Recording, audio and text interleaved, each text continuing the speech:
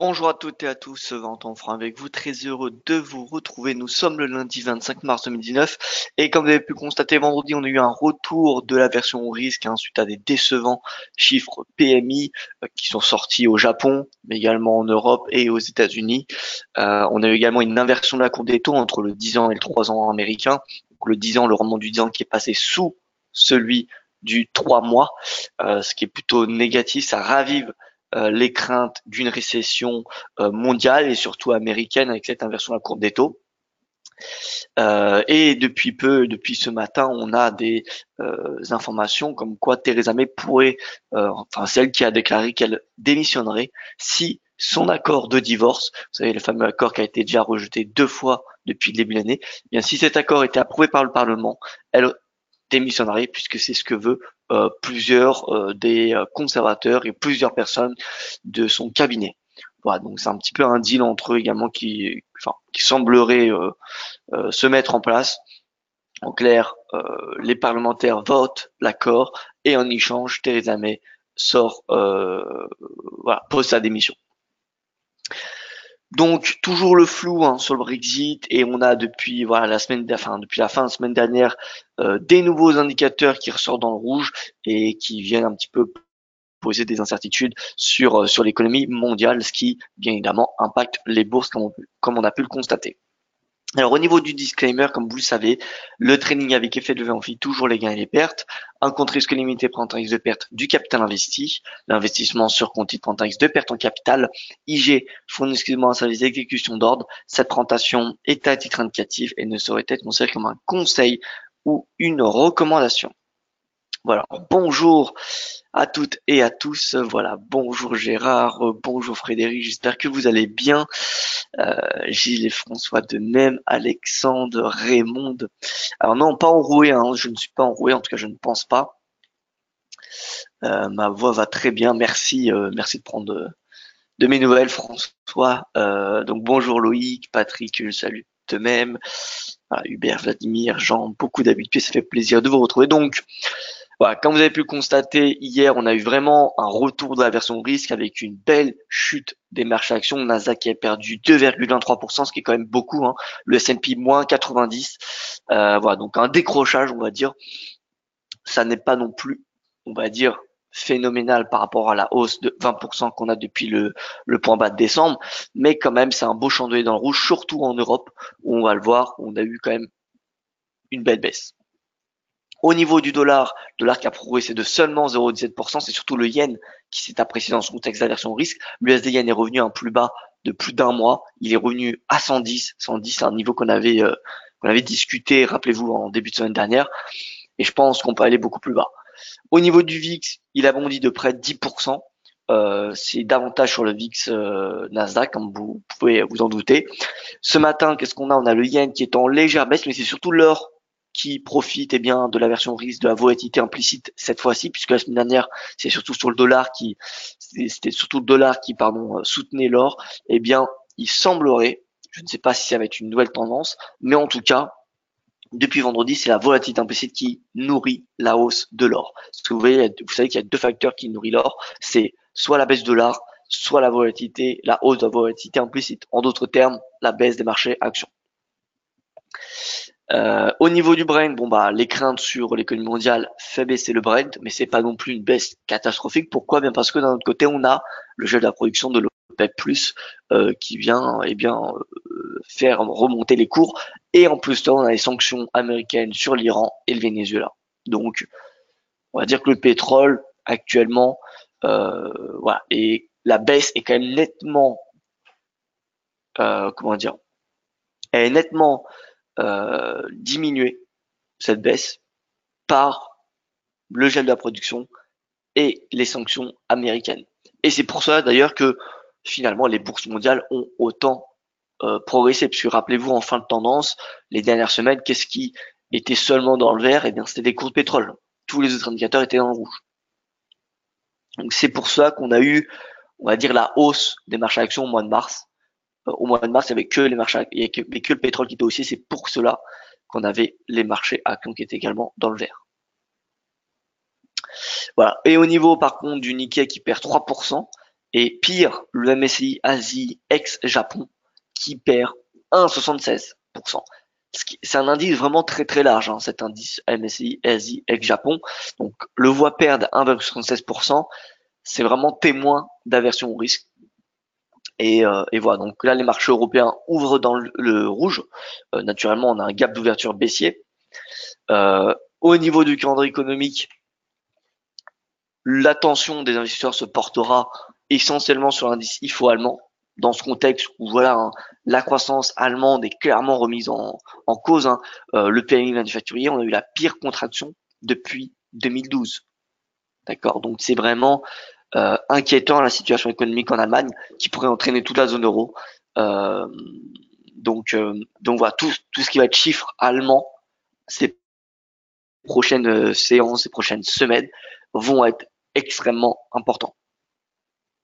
Donc voilà, l'inquiète IFO, c'est généralement important, mais là après les PMI qu'on a eu vendredi, ça l'est encore plus.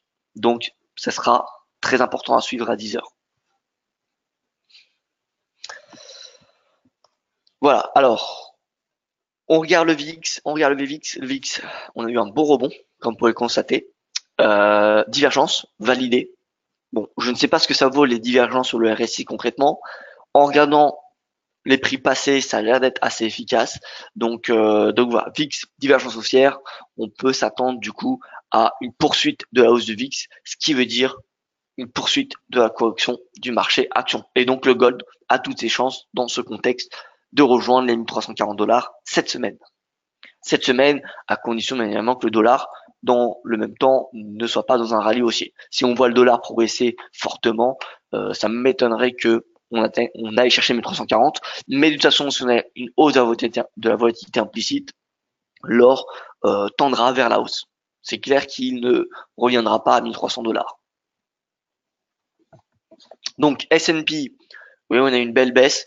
Néanmoins, on n'a pas eu non plus de signaux baissiers. Regardez le RSI. Le RSI s'est maintenu au-dessus de 50. Il a clôturé à 53. Donc, tant qu'il ne clôture pas en dessous de 50, la divergence baissière qu'on a depuis la fin février, eh bien, n'est pas valide. En tout cas, n'est pas exploitable réellement. On est toujours au-dessus de la moyenne mobile à 20 jours. Alors, pas sur le contrat futur où là, on est en train d'y passer en dessous. Mais rien ne nous dit qu'on aura un rebond aujourd'hui. Vous voyez? Donc, voilà, ne pas se précipiter trop non plus. Donc le S&P, voilà, on n'a pas de signaux baissiers sur le daily. Sur le 4 heures, alors sur le 4 heures, on a une div qui a été validée, regardez. Div validée à ce moment-là, divergence baissière, pardon, puisque le RSI est passé sous 50. Et on avait, vous voyez, des sommets ici légèrement plus élevés. Et ici, des sommets légèrement plus bas. Donc, divergence baissière. En plus, c'était presque en zone de surachat, donc ça, c'est une bonne chose. Donc, par contre, sur du 4 heures, on a du coup des signaux baissiers. Donc, sur du daily, c'est trop tôt. Sur du 4 heures, on en a. Donc, moi, je pense que c'est au moins possible de s'attendre à court terme à un retour à 2722. Voilà, 2722, ça me semble possible.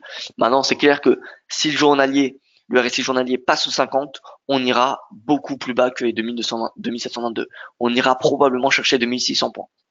2600 qui correspond, je vous rappelle, à 38% de retracement de la tendance. 2650, pardon. On est recherché 2650 puis potentiellement 2600.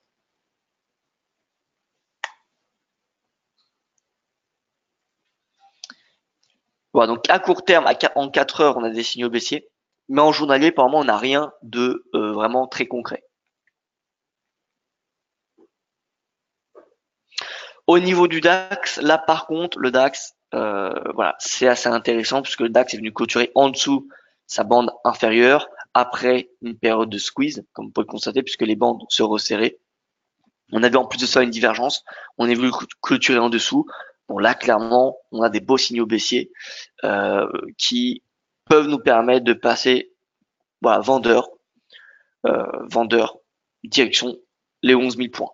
11 000 points qui est un niveau de support assez important. Donc voilà, je m'attends à un retour à 11 000 lors des prochaines séances. À 11 000 de vue, ça fait un retracement de 50%. Vous voyez, 50%, 11 000 points. Donc je pense qu'on peut aller chercher ce niveau de prix. Vous voyez qu'on avait des belles divergences sur le RSI, sur un MACD.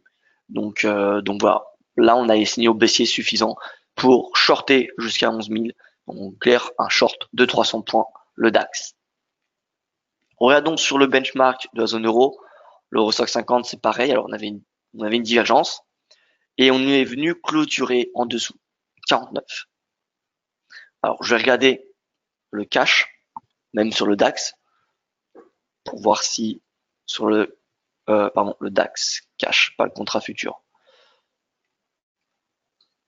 Ah, par contre, sur le DAX, le daily, on n'a pas de divergence. Vous voyez, là, on n'a pas de divergence, par contre. Mais bon, on casse une trendline. On casse une trendline, donc on peut clairement venir chercher, je pense, les 11 000 points. 11 000 points qui correspondent à ces deux creux, les creux de novembre et d'octobre. Au niveau de l'Eurostoxx 50, voilà, l'Eurostoxx 50, pas de div. Par contre, le RSI est quand même venu chercher 80, hein, ce qui est énorme. Et RSI 80. Donc là, concrètement, le prochain support, je dirais pas que c'est un support en termes de prix, mais ça va être un support au niveau du RSI. C'est-à-dire que là, ça va être baissier, à mon avis, jusqu'à que le RSI atteigne 50. Et dès qu'on viendra tester 50, ça sera qui tout double. Soit on aura un rebond des marchés européens, ou soit, eh bien, on passera en dessous et dans ce cas-là, on ira chercher beaucoup plus bas. Donc, voilà, j'ai pas vraiment d'objectif en termes de prix de l'Eurostoxx 50 là tout de suite, mais je pense que le RSI peut venir chercher 50 lors des prochaines séances, ce qui pourrait sous-entendre une baisse jusqu'à 3000 points. Voilà, ça peut être moins, ça peut être plus, mais voilà, moi ce que je surveille, c'est le RSI de l'Eurostoxx qu'il atteigne 50. Parce que lorsqu'il atteindra 50, on pourrait avoir du mouvement pour avoir un renversement sur ce niveau de prix. Voilà, regardons du coup le S&P, le cash. Donc là par contre on a une divergence qui n'est pas validée, hein, tout comme le futur, puisqu'on le voit, hein, les creux, enfin les sommets sont certes sont de plus en plus bas, pardon, mais le RSI n'est pas passé sous 50, donc on n'a pas de validation de la divergence, ni sur du daily. Sur 4 heures, oui. Sur 4 heures, oui. Donc voilà, encore un peu de patience, je pense, sur le S&P, avant de potentiellement le shorter jusqu'à des niveaux assez bas, 2650, ça me semble assez intéressant. Voilà, donc je viens à l'or, parce que l'or, déjà le CAC et ensuite l'or, excusez-moi. Donc CAC, regardez cette baisse après K-Doji, baisse majeure. Alors le RSI, où est-ce qu'il a clôturé? 50. Je vais aller sur le cash.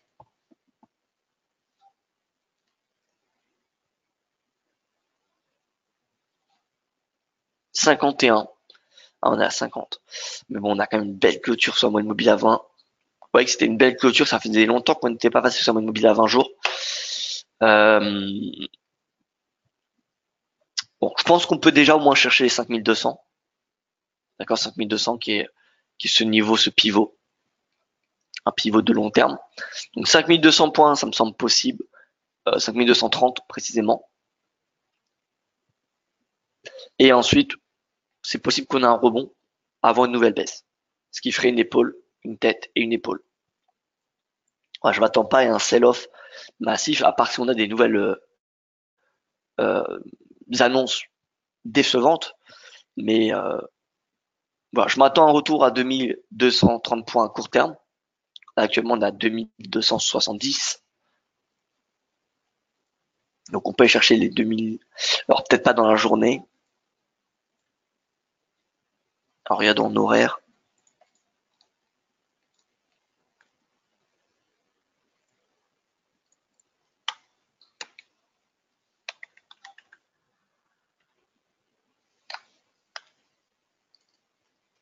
Alors je vais afficher seulement les horaires intraday. Voilà, donc beau gap baissier qui n'est pas encore comblé. Alors on va regarder le gap de combien de pourcents. Plus un gap est important, plus un gap d'ouverture est important, moins il a de chances d'être comblé. 0,36 c'est pas énorme, donc il y a des chances qu'on ait un rebond. En tout cas si on vient chercher, le gap, ensuite on pourra avoir un objectif baissier qui correspond à ce creux de mars, du début du mois. Donc 5221. Voilà, donc on va chercher 5221 en intraday. Si on vient chercher ce niveau-là, on pourra s'attendre à un petit rebond intraday. Encore une fois, il faudra regarder le RSI, hein. Là, le RSI, il est extrêmement bear. Regardez, le RSI 1 heure, il est à 18. Là, on a un puissant momentum baissier. C'est surtout pas le moment de payer le CAC 40 en intraday. C'est pas du tout le moment. Même en 15 minutes, regardez. Toutes les unités de temps, les momentum, les indicateurs de momentum sont extrêmement bearish. RSI 15 minutes, 18. RSI 30 minutes, 17. RSI 1 heure, 17. RSI 4 heures, 30. Bon, RSI journalier, par contre, il est à 50. Et vous voyez que même sur des unités de temps extrêmement faibles, on a un RSI extrêmement faible, extrêmement bas. Donc c'est vraiment pas le moment d'acheter le CAC ce matin. Là, à mon avis, on va très rapidement finalement aller chercher 5220 points. Ou alors, il faudrait une annonce inattendue qui viendrait inverser la psychologie d'investisseur. Mais bon, encore une fois, on ne peut pas non plus attendre quelque chose d'inattendu. Vous voyez, sinon on peut attendre éternellement. Donc voilà, CAC c'est baissier. Là, le DAX, à mon avis, ça va continuer à baisser également ce matin. On va regarder également sur des unités de temps très faibles, 15 minutes. 15 minutes, pareil, RSI 24, on n'a pas de div. Bon, on peut avoir un comblement. On peut avoir un comblement du gap lors des prochaines heures dans la journée, mais je m'attends pas à un rebond au-delà du gap. Donc voilà, 11 360, 11 360, ce sera la résistance intraday sur le DAX. Voilà, alors l'or, puisqu'il est assez intéressant, 1316, on voit qu'on a une hausse, une belle hausse, hein. D'ailleurs, on ne dirait pas comme ça, mais si on se met sur les temps hebdomadaires, on voit qu'on a 4 semaines consécutives de hausse. Enfin, en tout cas, on est en train de faire la 4e. Donc on a eu 3 semaines consécutives de hausse. Le RSI, il est repassé au-dessus de 50 en journalier. Donc ça, c'est une information plutôt positive. On est également repassé au-dessus de la moyenne mobile à 20 séances. Et en 4 heures, en 4 heures, vous voyez qu'on ne vient jamais clôturer en dessous de la bande inférieure de Bollinger. Au contraire, on vient plutôt clôturer au-dessus. Donc ça, c'est plutôt positif pour les stratégies de tendance. Et donc là, c'est boule, hein. Ça reste boule. Direction à très court terme. Pourquoi pas en intraday? Ça va dépendre de la tendance du dollar qu'on va regarder dans un petit instant. Mais en tout cas, à très court terme, on irait chez 1320 à nouveau. Et ensuite, 1340. 1340 qui sera une résistance très importante. Précisément 1345. Vous voyez, c'était le sommet de juillet 2014. Ce fut le sommet en fin février. Donc ça sera très important à suivre. Donc là, on est dans la zone entre 38 et 61%. Donc à 38%, ça se paye, hein. Et 61%, vous voyez, 1320, c'est également 61% de retracement de la tendance baissière ici. Donc c'est pour ça que c'est un niveau de résistance assez important à court terme. Si on passe au-dessus, on peut s'attendre à un retour à 1345. Mais là, c'est, on va dire, la dernière résistance majeure avant les 1345, c'est 1320 $. On le voit. Vous voyez, c'est cette zone de résistance.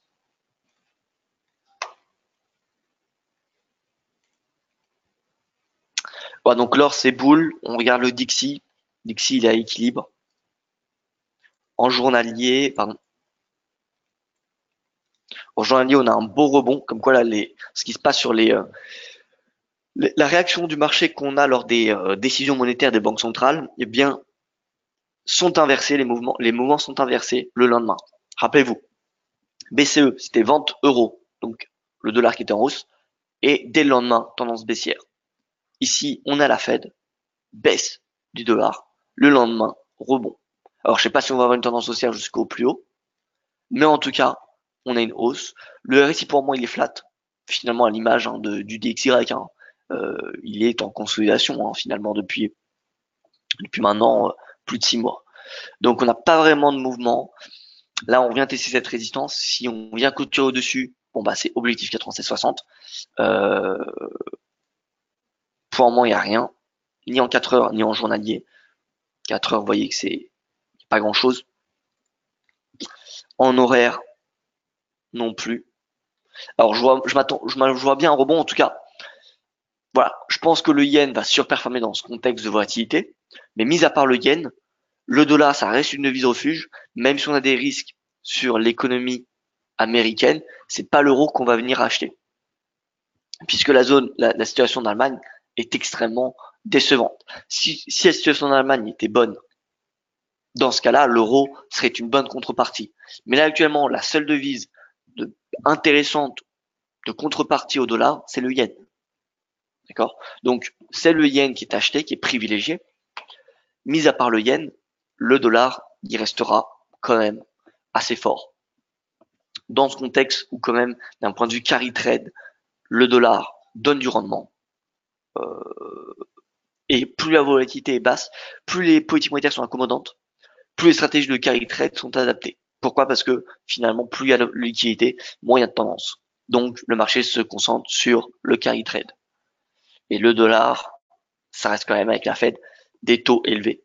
Donc, l'euro-dollar a un biais baissier. Et c'est d'ailleurs, regardez, l'euro-dollar en weekly, on n'a toujours pas eu, nous n'avons toujours pas eu la divergence haussière weekly validée. Voyez cette divergence qu'on a en place depuis le mois d'août, qui est en formation, on n'est toujours pas passé au-dessus de 50. Tant qu'on n'est pas passé au-dessus de 50, c'est risqué, c'est compliqué de payer l'euro sur du moyen long terme. Voilà, on peut continuer à glisser. Vous voyez, depuis le début de la divergence, on inscrit des niveaux plus bas. Donc, on peut continuer à en inscrire. Donc, l'euro-dollar, sur du long terme, c'est toujours pas bout jusqu'à 1,18, même si voilà, on a un RSI qui continue à diverger à la hausse, le RSI n'est toujours pas passé au-dessus de 50. D'accord? Donc, tant qu'il n'est pas passé au-dessus de 50, les probabilités d'une hausse jusqu'à 1,18 sont faibles. Voilà, donc là, vous voyez, on avait une oblique baissière, finalement, qui correspondait à la ligne de coup de l'épaule tête-épaule, qui fait dorénavant office de résistance. Et au pips près. Donc là, on revient, on est à 1,13. Je rappelle, on avait une zone intéressante qu'on est venu passer en dessous, on est venu transpercer, mais pendant longtemps, on avait une zone intéressante entre 1,13 et 1,12,15. Et vous voyez, là, on est revenu dedans. Donc, dès qu'on est dans cette zone, on se repositionne sur une temps plus faible. En 4 heures, on a Patigno baissier, Patigno haussier, pardon. Pour moi, c'est bearish, hein. MACD ou RSI, c'est bearish. Donc, on peut s'attendre à davantage de baisse en swing. Donc, finalement, un retour à un 12,70, voire même un 12,50 à court terme. En horaire, ça reste bear, même si on a un rebond un petit peu, ça reste bearish. Donc, pour moi, c'est vente euro. L'enquête IFO sera bien évidemment importante en intraday, mais je pense qu'en intraday, on peut venir chercher les 1,1270. Voilà. Donc, baisse euro, c'est-à-dire hausse du dollar, c'est-à-dire hausse de l'or qui est assez limitée, qui va l'être exclusivement par la volatilité implicite, d'ailleurs l'argent qui surperforme l'or. L'argent qui surperforme l'or. Voilà, donc là c'est bull, hein. Argent c'est vraiment bullish et d'un point de vue ratio score rendement, j'ai l'impression qu'on a quelque chose de beaucoup plus intéressant que l'or. Parce qu'un stop de 35 pour 50, ça fait un ratio score presque de 2. Alors que l'or, oui, c'est pas la même chose, hein. C'est 26 pour 30. Donc on a un ratio de rendement un peu plus intéressant sur l'argent. Pour ceux qui s'intéressent à acheter un métal précieux comme l'or, le palladium, et encore, ouais, l'or, le palladium ou l'argent, bah l'argent, il y a un ratio de rendement assez intéressant.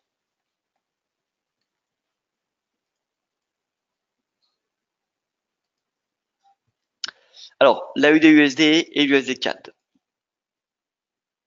On me demande l'AUD-USD, l'AUD-USD-CAD. Alors, l'AUD-USD, ça fait quand même pas mal de semaines. En fait, depuis le début de l'année, il se passe rien sur l'AUD-USD. Voilà. En journalier, on a, oui, une tendance qui est baissière parce qu'on a des sommets, des creux de plus en plus bas. Mais voilà, on a un RSI. Regardez, à l'image du RSI, le RSI, il est flat. Il est flat. La MACD également. On n'a absolument rien qui se passe sur l'AUD. Alors, à court terme, vu qu'on a un regain d'aversion au risque, vous savez que les devises commodities ont tendance à sous-performer dans ce contexte. Donc, l'AUD-USD a toutes ses chances de revenir à 0,70 si on a une poursuite de la baisse des marchés actions. Tout comme l'AUD-Yen. L'AUD-Yen encore plus. Finalement, l'AUD-Yen, c'est une parfaite devise à vendre dans ce contexte d'aversion au risque. Mais l'AUD-Yen, d'ailleurs, d'un point de vue des bandes de Bollinger, c'est assez négatif, hein.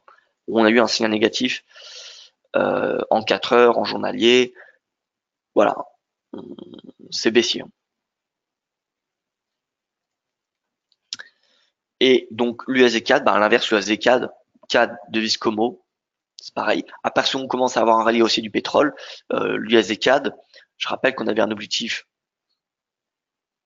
qui n'était pas invalidé malgré la récente baisse. Vous voyez, en journalier, on avait eu un double bottom, cassure, retour à la ligne de coup, et depuis rebond. Rebond parce que on a eu la Fed, et la réaction post-Fed a été plutôt haussière, enfin le lendemain, voilà, à froid, on va dire que c'était plutôt haussier.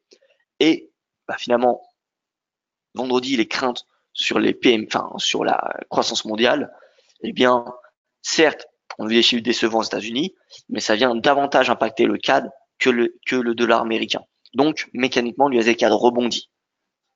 Donc là, premier objectif à très court terme, c'est le récent sommet ici, où on a eu plus de vendeurs que d'acheteurs. C'est pour ça que le marché s'est retourné. Donc 1,3467. Mais finalement, l'objectif du double bottom, je vous rappelle, c'était les 1,36. C'était cet oblique. 1,36. Donc je pense qu'on peut aller chercher ce niveau de prix. Voilà, donc dans ce contexte où on a un regain de la volatilité implicite, où on a un sell-off sur les marchés, la question c'est de savoir est-ce que ce sell-off va continuer. En tout cas, s'il continue, vous savez que les devises refuges comme le yen surperformera. Et à l'inverse, les devises comme l'AUD, comme le CAD et le NZD sous-performeront face au dollar. Voilà, donc à suivre de très près cette semaine, mais voilà, ça va vraiment dépendre de l'aversion au risque. Peut-on voir le Nasdaq? Oui. Donc par rapport à la version au risque, vu qu'on a eu une divergence haussière sur le VIX et que euh, voilà, le fait qu'on ait une divergence, c'est quand même, ça donne des perspectives assez négatives pour la version au risque du coup. C'est en faveur de la version au risque. Le fait que le RSI du VIX repasse au-dessus de 50, qu'on a une hausse de 10%. D'ailleurs, ce qu'on peut regarder, ce qui peut être intéressant, c'est de regarder ce qu'il se passe après une hausse de 10% la plupart du temps. Évidemment, il n'y a jamais du 100%. Mais voilà, on va attendre que la fenêtre s'ouvre. Alors, peut-on voir le Dow Jones, peut-on voir le Nasdaq? J'y viens. Voilà. Rate of change.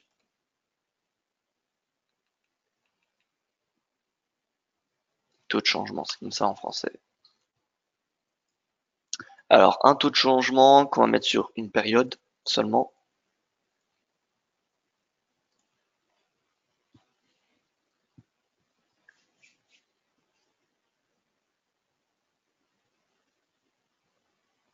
Alors, je sais pas ce qui se passe sur la plateforme.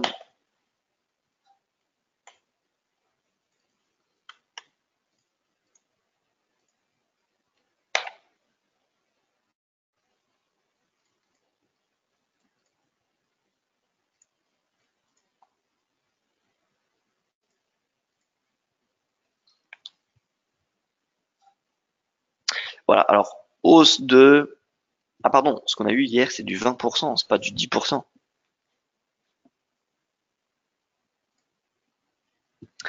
Alors, hausse, vous voyez ici, on a une belle hausse. Et ensuite, qu'est-ce qu'on a eu? On a une petite hausse le lendemain. Bon, c'était plutôt tendance haussière, hein. Vous voyez ce qui avait suivi, tendance haussière. Ici, belle hausse, c'était un top, finalement c'était un retournement. Ici, belle hausse, quelques temps après le retournement. Ah d'ailleurs, ce qu'on va regarder, excusez-moi,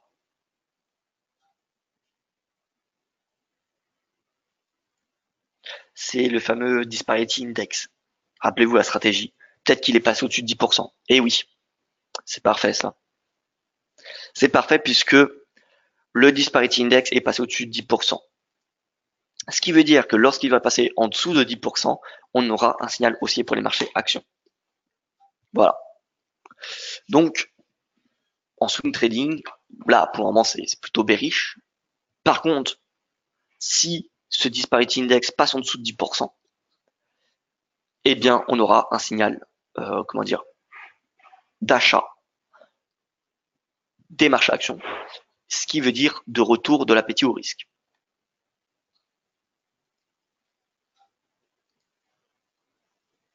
Alors pour les divergences, vous basez sur les sommets ou les plus bas. Alors ça dépend, hein. Si c'est une divergence haussière, c'est avec les creux. Si c'est une divergence baissière, c'est avec les sommets.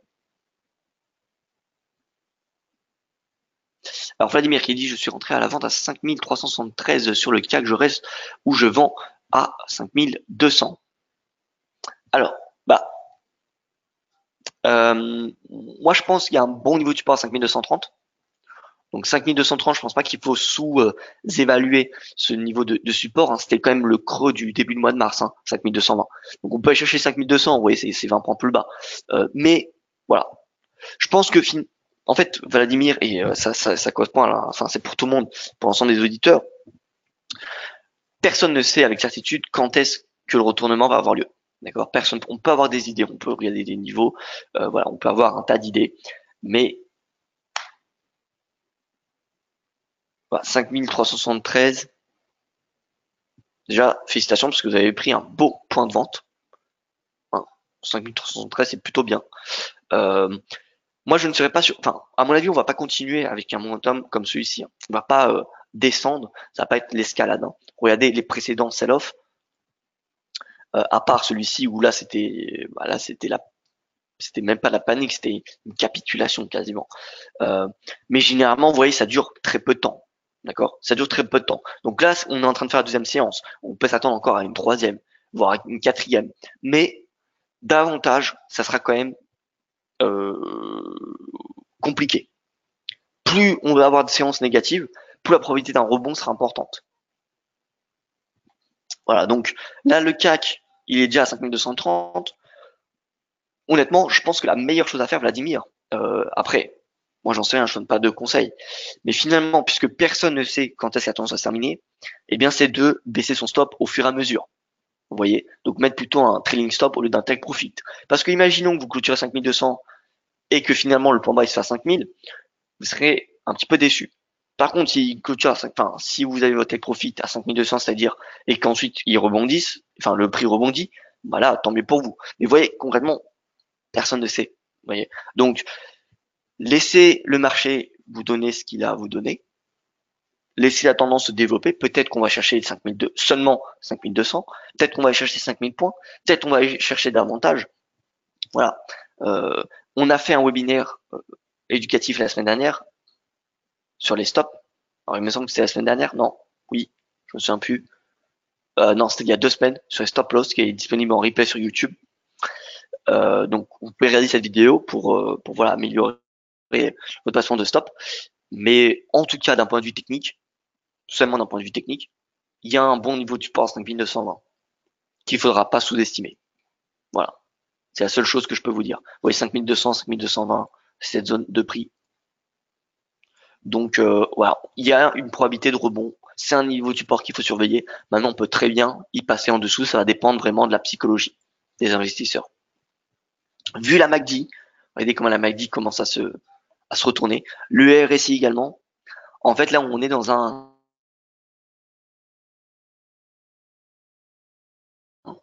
entre guillemets turning point. C'est-à-dire qu'on est, certes, c'est assez inquiétant la baisse qu'on a eue, mais voilà, comme ce qu'on avait eu ici. Alors c'était pas aussi massif, mais je m'en rappelle de cette baisse. Il y avait beaucoup de personnes. Enfin, il y avait de quoi passer à la vente après cette hausse aussi importante. D'accord? Donc là, ça se trouve, on est en train de simplement de faire 2 chandeliers de baisse et avoir un nouveau rebond. Ou soit, et c'est au niveau du RSI que ça va se jouer, et surtout au niveau du RSI du S&P 500, si le RSI du S&P 500 passe sous 50, le RSI journalier, là par contre, on pourra s'attendre clairement à un retour à 5000 points. Donc je pense que là on est dans un niveau voilà, assez délicat à dire. Ça va être quitte ou double. Soit on est très proche d'avoir fait le point bas. Vous voyez, on a une trentaine de points d'avoir fait le point bas, ou soit on a encore au moins 200 points de baisse. Tout va dépendre, en tout cas personnellement, ma perspective va dépendre du RSI du S&P. Voilà, encore une fois, si le RSI du S&P passe sous 50, bah, j'aurai des convictions baissières très importantes. Enfin, je m'attendrai à une baisse jusqu'à 2122 puis 2654. Vous voyez, là pour le moment le RSI il est à 50 et RSI à 50 c'est une zone de support.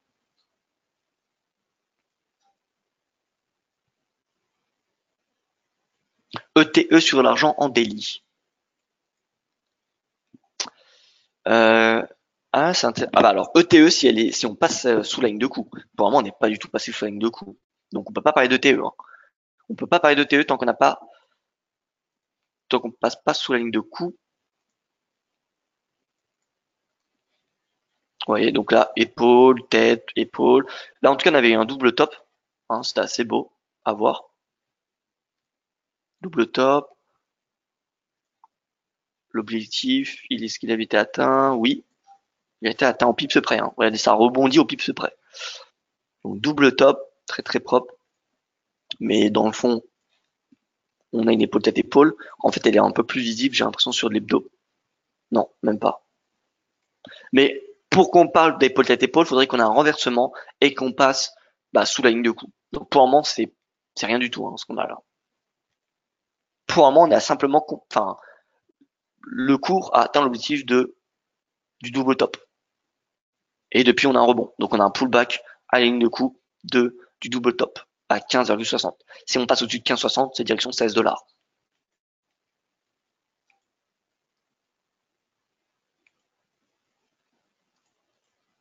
Alors, on me demandait le Nasdaq, excusez-moi, Nasdaq et Do, et je terminerai là-dessus. Nasdaq, direction 7002. 7002 puis son niveau de support. Maintenant, encore une fois, il faudra également regarder le RSI 50. RSI à 50, c'est un niveau de support. Regardez ici.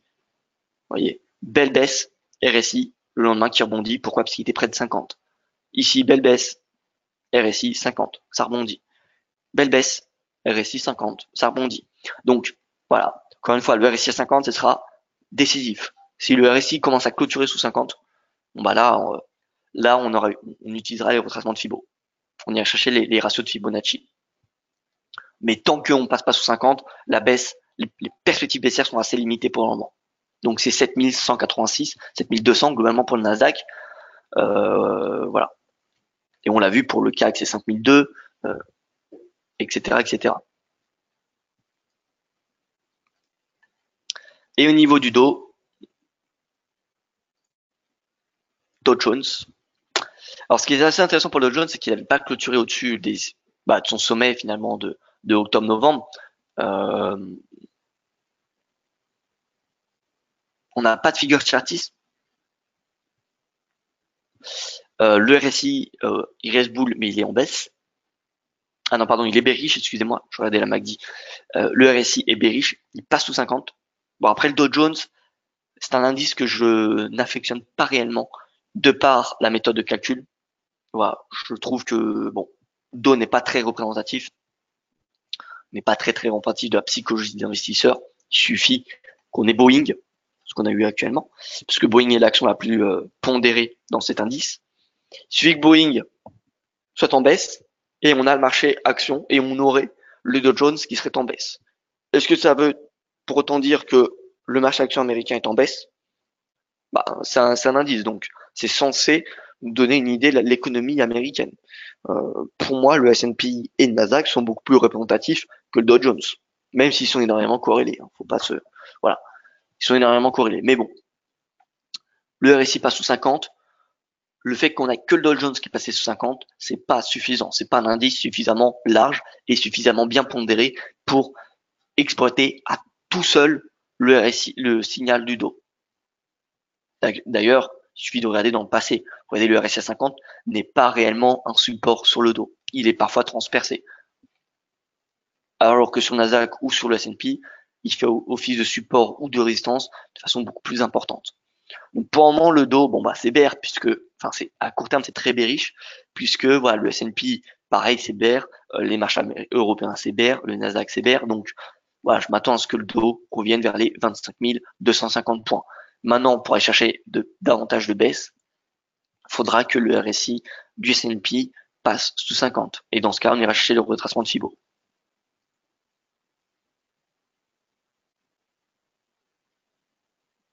Voilà donc pour ce point marché. Moi, j'ai fini avec celui-ci. Merci pour votre attention. Je vous souhaite une excellente journée. Je vous dis à demain pour ma prochaine revue des marchés.